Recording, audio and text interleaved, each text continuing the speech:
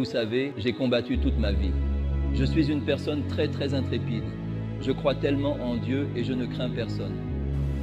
Vous savez, ils peuvent faire ce qu'ils veulent, vous savez, et je n'ai pas peur. Je vais me battre de front. Je pensais que construire une raffinerie comme celle-ci devait être une fierté pour tout le monde. Nul n'est prophète chez soi. Tu es un excellent ingénieur qui réalise des projets de construction dans ton pays. On ne va pas te reconnaître pour ça. Une personne qui vient d'une famille pauvre, qui a des grands rêves, ta famille ne va pas te soutenir. Le soutien va souvent venir d'un endroit où tu ne t'attends. Actuellement sur les réseaux sociaux, un riche milliardaire africain fait le buzz parce qu'il a ouvert une très grande raffinerie qui était censée aider son pays à raffiner le pétrole. Mais apparemment, on refuserait de lui donner le pétrole qui va permettre de faire tourner sa raffinerie. Et puis j'observe la tendance sur les réseaux sociaux. Je vois beaucoup de personnes se moquer, les personnes être heureuses, pas de sa chute, non, ce n'est pas encore sa chute, mais plutôt de la difficulté qu'il est en train de traverser en ce moment. Et après une longue observation, j'ai tiré certaines conclusions que j'aimerais partager avec toi dans cette vidéo.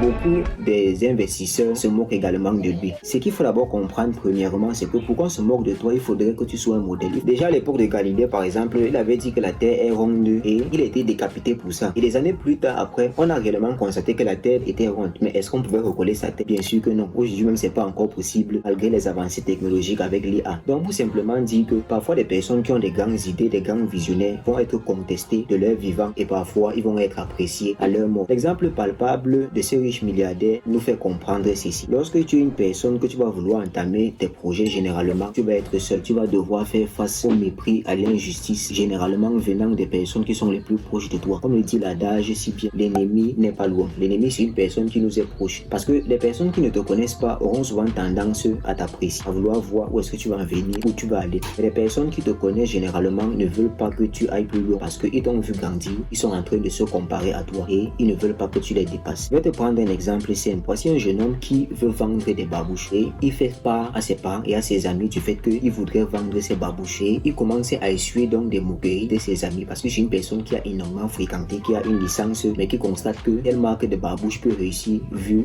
la pluviosité de l'endroit où il se trouve. On lui dit parmi tous les métiers qu'il y a des gens qui font les concours pour devenir douanier, pour devenir magistrat. Toi la seule chose que tu as vu c'est comment est-ce que tu vas vendre des babouches, et donc il essuie des moqueries. Généralement la plupart des personnes à ce stade là vont commencer à se décourager parce qu'elles vont se dire oui bon j'ai voulu faire telle chose, c'est moqué de moi, ça veut forcément dire que c'est pas une bonne idée. Oh c'est faux. Généralement la première idée que tu as est la bonne. Si le jeune homme persévère dans la vente de ses babouches, ça va commencer à porter ses fruits. Et quand il va réussir, quelles sont les personnes qui vont venir le féliciter? Ce sont les personnes qui ont commencé à se moquer de lui dès le départ. Ce cas me fait comprendre à quel point lorsque tu te bats pour atteindre un certain niveau et que tu es une personne très haut placée, une personne qui a de l'influence, une personne qui est visionnaire, et bien tu es également une personne menacée. Donc en conclusion, je tire juste pour dire que le succès, bien la richesse va aussi avec l'hypocrisie, la jalousie, le mépris, avec la douleur. Donc lorsque tu atteins un certain niveau, on attend que tu chutes pour pouvoir se moquer de toi. Lorsque tu atteins un certain niveau, ce sont des personnes même qui viennent parfois te demander de l'aide, qui viennent se moquer de toi. J'ai voulu faire part de ceci avec toi parce que